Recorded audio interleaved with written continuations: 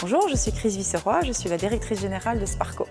Sparco est un Science Center situé en Wallonie qui va fêter l'an prochain ses 25 ans d'existence. Nous avons hérité d'un magnifique site sur plus de 23 hectares qui était avant un ancien site minier qui a été réhabilité par la région Wallonne et la Fédération Wallonie-Bruxelles pour en faire un Science Center, un lieu dédié aux sciences et la technologie. Nous avons annuellement environ 140 000 visiteurs. La semaine, nous avons du public scolaire et le week-end et durant les congés, nous avons les familles qui viennent, le grand public. Nous avons aussi des événements sur notre site puisqu'on a des anciens espaces qui servaient au temps de la mine qui aujourd'hui sont des espaces alloués pour de l'événementiel. On a un mode de fonctionnement double, donc c'est-à-dire que quand la semaine on reçoit du public scolaire, là on a des activités qui sont encadrées par nos médiateurs scientifiques qui accueillent des enfants à partir de la maternelle jusqu'à la secondaire où on va aborder une thématique sous divers angles avec diverses activités immersives et interactives, soit dans nos expositions, soit des ateliers.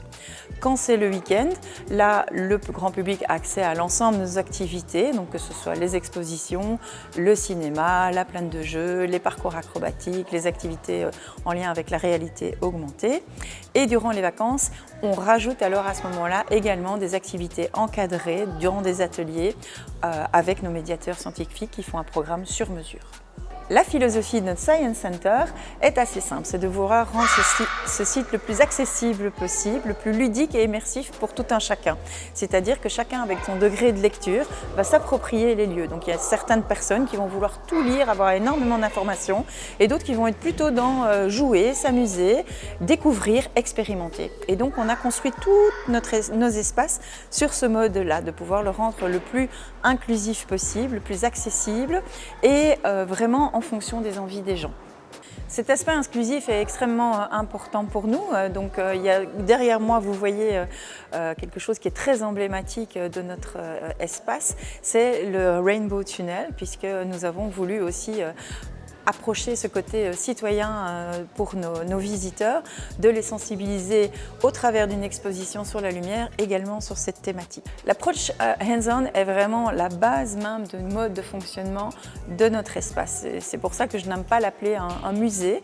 Pour moi, nous sommes un Science Center. C'est quelque chose d'assez différent et justement, on veut par ce biais-là aussi casser certains codes ou a priori de familles qui ne voudraient pas venir dans un musée des sciences, qui auraient peur que les enfants ne soient pas attirés par ça.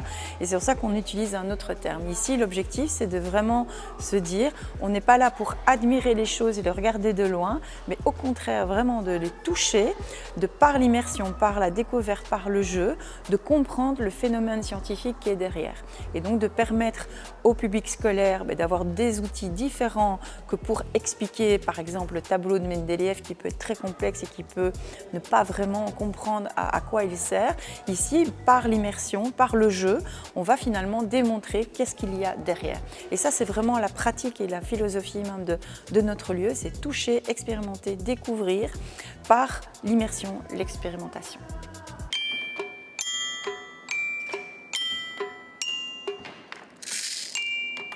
Il est très important pour nous, dans les valeurs de notre espace, de ne pas faire justement l'amalgame entre public défavorisé et public ayant des besoins spécifiques. Donc c'est pour ça que nous rendons le plus d'espaces accessibles d'un point de vue physique. Donc tout est réfléchi et construit sur cette base-là. Ensuite, par rapport au public défavorisé, justement, on sait que ça peut être un des freins les plus importants, le coût d'entrée. Donc c'est pour ça que nous mettons en place plusieurs systèmes d'accès à nos espaces avec des réductions, avec des partenaires. Nous avons mis toute une série de petites adaptations importantes pour que ce soit justement accessible pour l'ensemble des personnes à mobilité réduite, comme tous les lieux sont accessibles avec des rampes ou avec des ascenseurs. À la billetterie, nous avons installé une caisse spécifique plus basse pour que les personnes en fauteuil roulant puissent y accéder.